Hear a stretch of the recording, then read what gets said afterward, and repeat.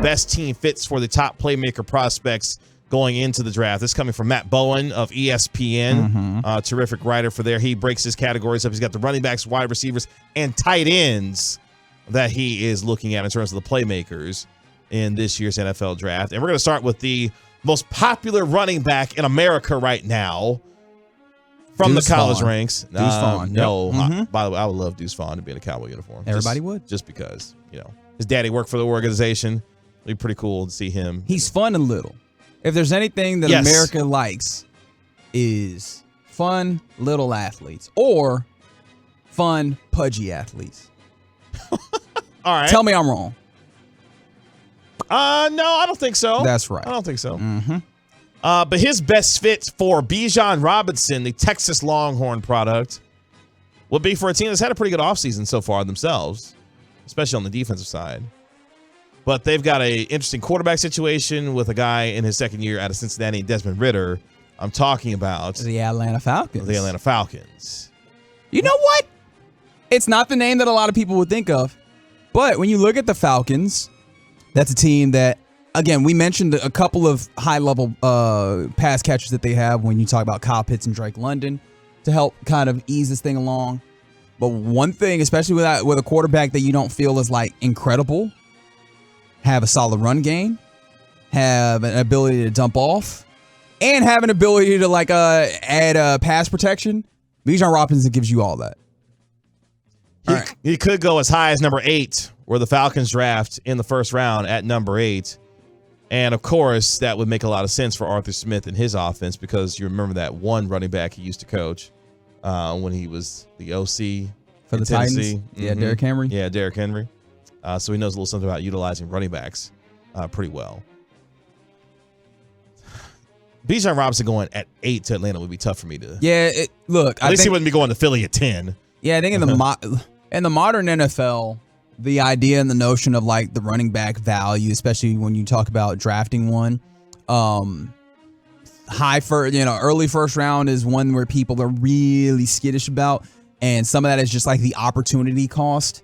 If you're drafting a running back, what are you not drafting there? Which is like the highest value type players that can affect your team, especially players that you anticipate would be with your team, not just through their rookie contract like a lot of running backs, but through a second, maybe a third contract. I think that's the thing that pushes people away. However, and you've heard this conversation time and time again because we done talked about Bijan Robinson so much already. But he different.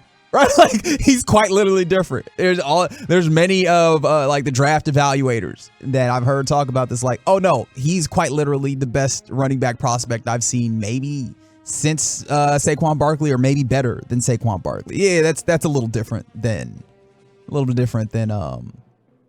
we're talking about with other running backs. I like your thought there, 940. I think Bijan to the Chargers at 21, seeing that this is Austin Eckler's last year, since they are not willing to pay him, it looks like. That could be a terrific fit. Imagine Kellen Moore getting the services of Bijan Robinson to go along with Justin Herbert in that offense. Yeah, sounds good. That sounds great for Kellen Moore. Other players, another running back that I think the Cowboys could be in play for, Jahmyr Gibbs. Alabama. Bowen has him going number 46 overall in the second round to the New England Patriots. Huh.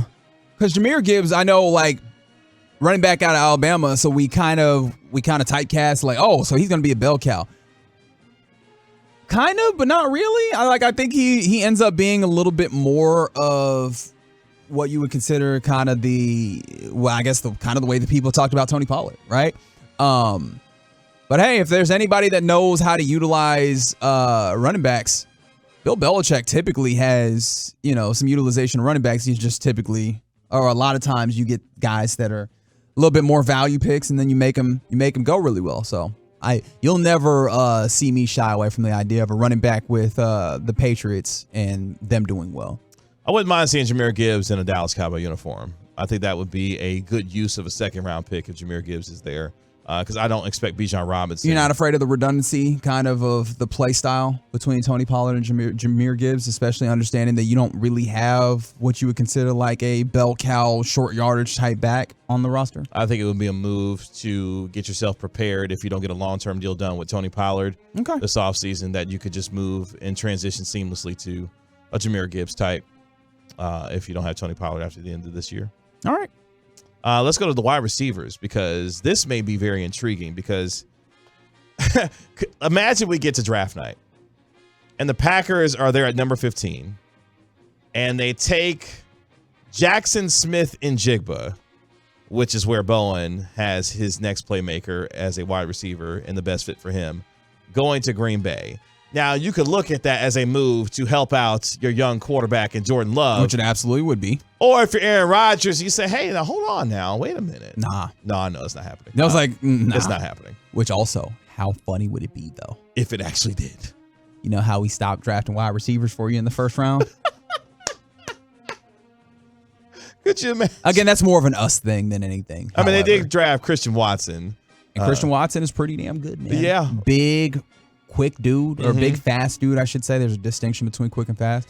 And I think that's part of why the Jackson Smith-Njigba thing, because, like, again, we understand that he's not really, like, fast guy by any means, right? But when you already have a dude that can take the top off of a defense, right, now what you bring in is a dude that kind of just gets open. That's a nice pairing, and I think that's part of why this would be a good fit for him. Other playmaking wide receivers, one of these players had a 30 visit with the Dallas Cowboys. Zay Flowers could go number 21 overall to the Los Angeles Chargers. Again, yet another weapon for Kellen Moore and Justin Herbert in that offense there.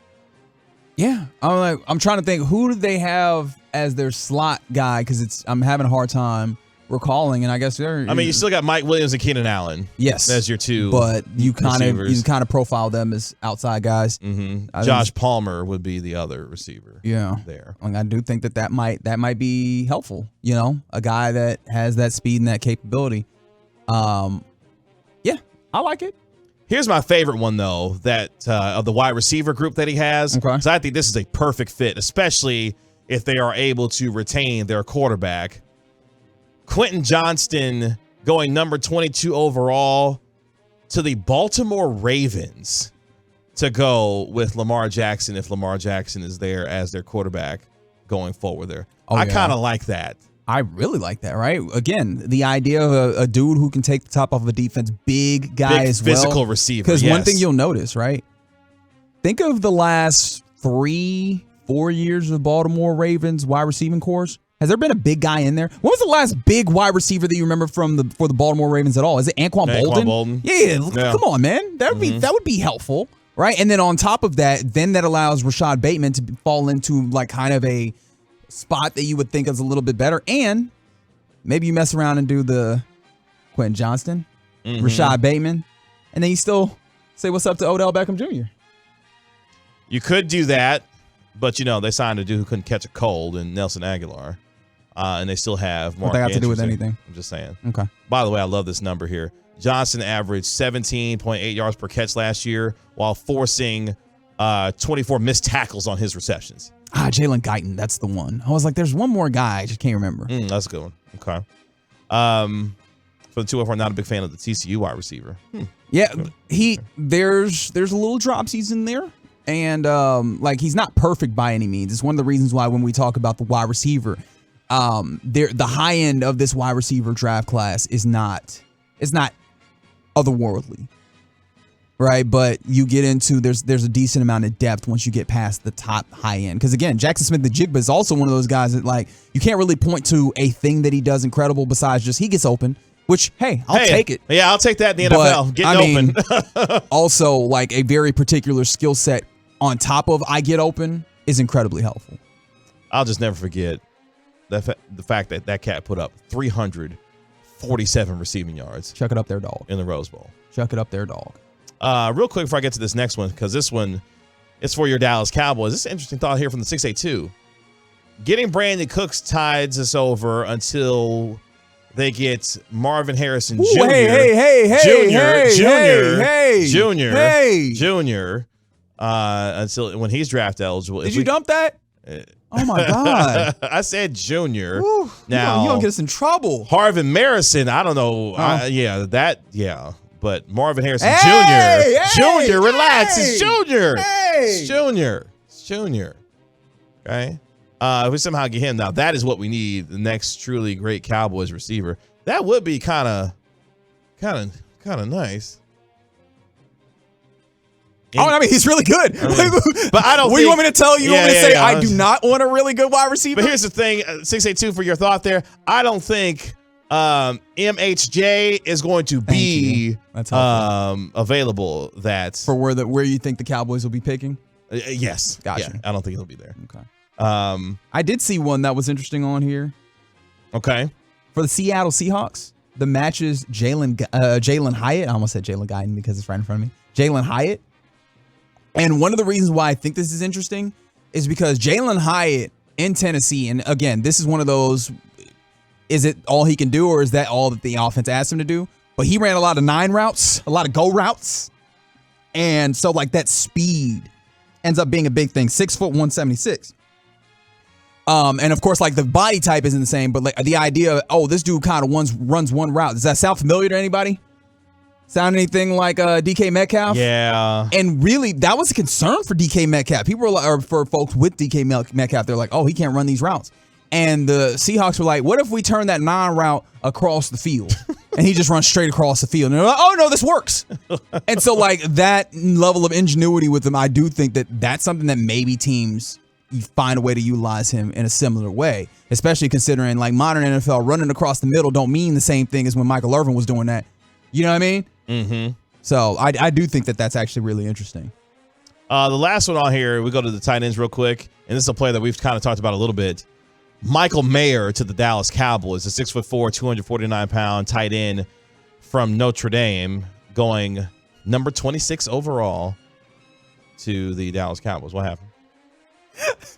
On the truckgreg.com text line, 877-881-1053 from the 469, KG should announce this 36th pick. You're really? 36! Oh, wow. I was like, what is that? Why is it 36 special? Oh, I get it. It's elite text. That's elite texting. 469. 469. That's elite texting. I was about to help out, but I looked over and you were You've done taking enough a sip of of that some water, tonight, Rigo. So Thank cool. you. You've done enough of that. Where's Larry when you need him? No, I'm just joking. Enjoying his Friday evening. That's okay. True. Why he fits. Drafting Mayer would fill a need on the Dallas roster with veteran Dalton Schultz leaving for the Texans in free agency. Mayer also fits Mike McCarthy's offense as a tight end with the receiving and blocking traits to impact the game plan. McCarthy could scheme Mayer for quarterback Dak Prescott on play action and boots, with Mayer running unders and crossers. I mean, he was huge. Pretty much the entire offense for Notre Dame, it felt like this season, man. Yes. So, I mean, that level of play, I understand it seems like, I mean, if he's not going to be a yards after catch, if he's not going to be like attack the seam all the time with speed, why are you getting him? I think you need to understand, like, he's incredible high level at I do all these things. And so that is the reason why I always find this player particularly appealing. NFL Draft 20 days away. Your home of the Cowboys, 105 through the Fan will have all of your coverage Thursday, April 27th, beginning at 6 p.m. right here on 105.3 The Fan.